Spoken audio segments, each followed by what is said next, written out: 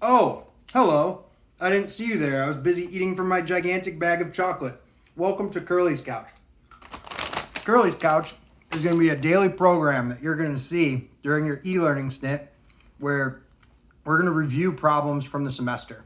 Now, we realize it's difficult to start a new unit on e-learning. So a lot of the stuff that you're going to see that's going to be new is going to be very, very slow paced, and we're really not going to go through a lot of the mathematical processes till we get back. That said, when you guys get to your final, there's going to be a lot of weight placed on the stuff that we've already done.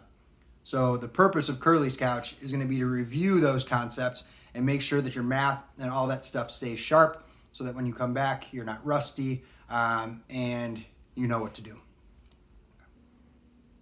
All right, so here's our first question. This is a question taken directly from the test that we just took.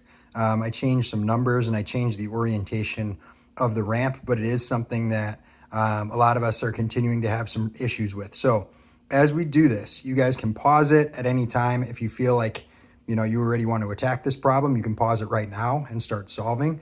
Otherwise, you can go through the problem with me.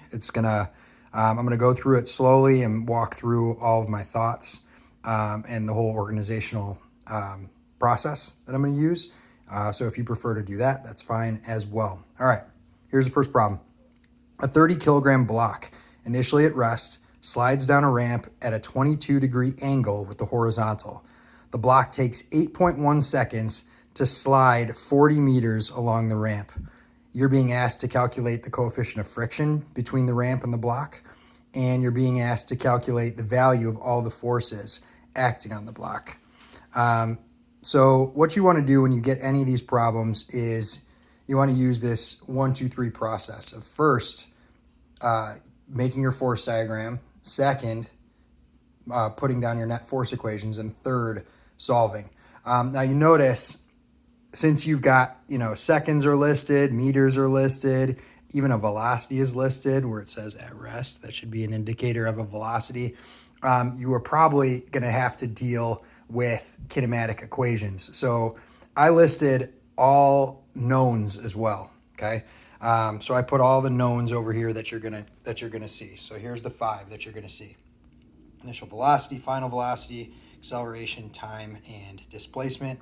I also set up that we're going to have net force equations in the X and Y direction. But first, right in the middle of all of our stuff, we're going to do our force diagram.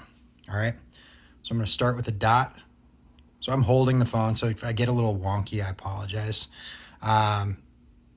Force gravity going straight down. Okay. Now our force normal, okay, remember it's got to be perpendicular to the surface. So I'm going to do this. And then I'm going to transfer that same thing over. It was 22 degrees. So I'm going to do my force normal going up there at 22 degrees.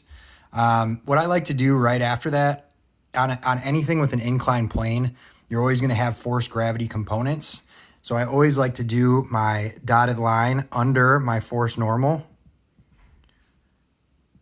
making a right angle right here between the components. Now remember, directly tunneling under Fn is going to be your y, which is perpendicular to the surface. And then this is going to be Fgx, which is parallel to the surface. Okay. We are going to have friction as well, which is going to be going up the ramp because it's opposite the direction of intended motion. So I'm going to put this force friction, since it's moving, it's going to be kinetic friction. Okay. And that is it. So we've got all of our forces and all of our components, which we listed over here. So we've got Fg, Fgy and X, Fn, and FFK. I also indicated that Fgy is adjacent to my angle because here's my angle right here. So remember that angle of your ramp is always going to be between your Fg and your Fgy component. So that's the 22 degrees right there. So that Fgy is our adjacent angle. Okay, so it's adjacent, so right next door. And then our Fgx is going to be our opposite. So I just put a little indicator there for that. So now you can see my calculator is on the fritz, so I've got to use my backup. We're going to start calculating some forces and see all the things that we can solve right now. So first is going to be Fg, which is our mass times 9.8. So that's going to be 30 times 9.8. It's going to be 294 newtons. Okay. Fgy, which is going to be adjacent. Okay. We're going to use cosine for that with the angle. So it's going to be cosine 22 multiplied by the hypotenuse, which was 294 newtons. So we'll plug that in. So we'll do cosine 22. And this thing makes you put that 294. Okay, so we've got equals 272.59 newtons.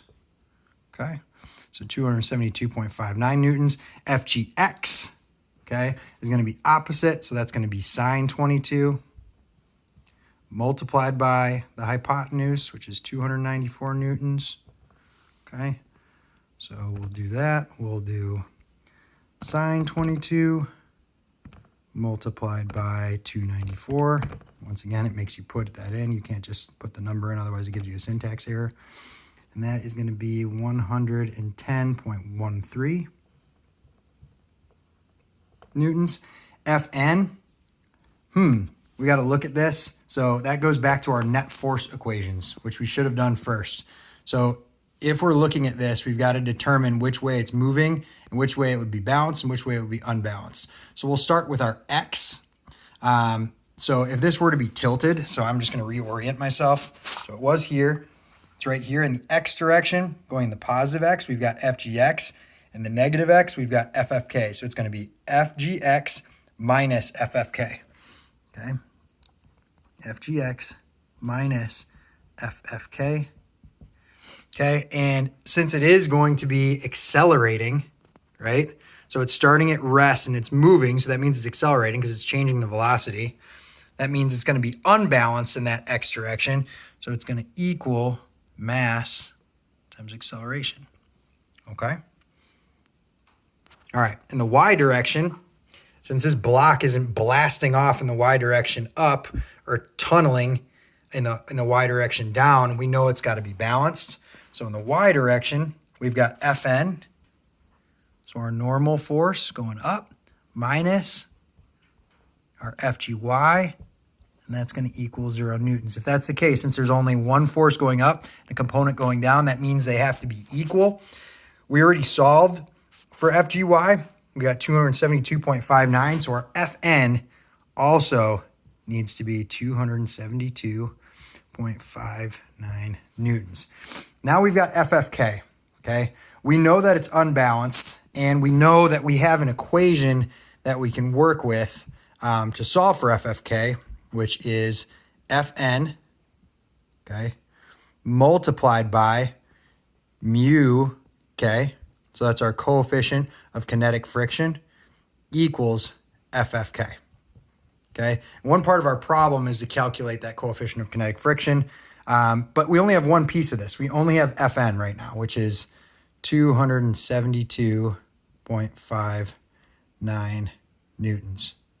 Okay. We don't have the other pieces, so we've got to solve for that. So one thing that we can do to do this is to find this portion right here. We have the mass, which is 30 kg. And we need to solve for A, which we can use from the information that we have. So it's a 30 kilogram block initially at rest. So our initial velocity is 0 meters per second. That's at rest.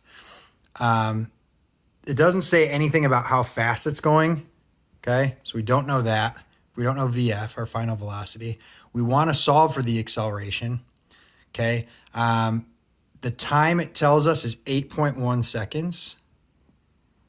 Okay, and delta x, it tells us it's going 40 meters down the ramp. Okay, So we've got three pieces of information to solve for the fourth. We've got our initial velocity, our time, and our delta x. So we've got to go to our handy dandy kinematic equations, which I don't have on me. So what I'm going to do is I'm going to log in to my computer, and all you can do, you can just search what are the kinematic equations, and boom shakalaka, you got them right here. So I'm going to use the equation that does not have VF. So it looks like that's going to be number 3. Now you notice there's VO instead of VI. That's just another convention. That's what we use in college. It means the exact same thing. Okay, so I'm going to use number 3. So delta x equals initial velocity times time plus 1/2 AT squared. Now you notice this we're not going to need, because anything multiplied by 0, since it's initially at rest, is 0. So it's going to look like this. Delta x equals 1/2 AT squared. So I'm going to put that over here. So delta x equals 1/2 AT squared. Okay. Our delta x, remember, is 40. Okay. 40 meters equals 1/2 A, and our time was 8.1. 8.1 squared. Okay. So order of ops, first thing we've got to do is we've got to take 8.1 squared, which gives us that funky number. So on these, we got to do S to D. So 65.61. So this is going to be 65.61. We'll multiply that by 0.5, which is going to give us 32. So it's going to be A 32.81, okay, equals 40 meters. So we got to get this over here. So we're going to divide this by 32.81. Kaboom. So 40 divided by 32.81 equals 1.22 meters per second squared. Okay. So that's our acceleration. Nice. Oops. Okay, so now we've got our acceleration, so we can plug that in up here to our net force equation. So 30 times 1.22, okay, meters per second squared. So I'm going to go back here, times 30. Yeah, a little bit might get lost in translation with the decimals, but in the interest of time, we're just going to go through this. All right, so our net force, in the x direction, okay, so net force x is going to equal 36.57 newtons, okay, which is the difference between FGX and FFK, okay? So if we were to do this, we're going to do FGX, which we already solved for, so it's 110.13 newtons, okay? So I'm going to do 110.13 newtons minus FFK, which is what we're looking for, right? Equals that net force. So that was our mass times our acceleration, which was 30 times 1.22. Sorry if I'm giving you like a seizure with all this phone movement. So equals 36.57, okay? So if we were to add this over here, it would be plus FFK, move this over here. So it would be, basically these are switching. So it would be 110 minus 36.57 equals FFK. Okay. So we'll do that.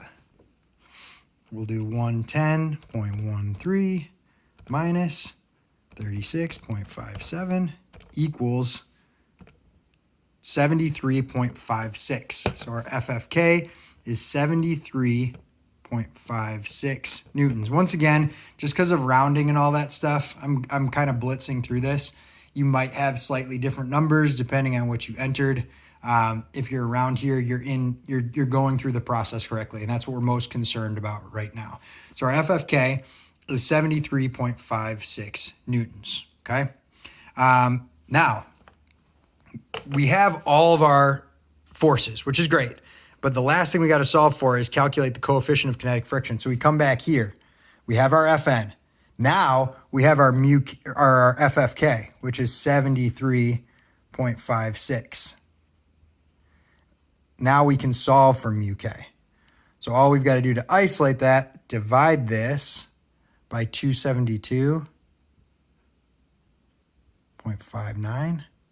And that's going to give us our coefficient, okay? So let's go ahead and do that. We've already got our 73 up there, divided by 272.59, okay? Funky. So it's 0.26. Our mu is 0.27, okay?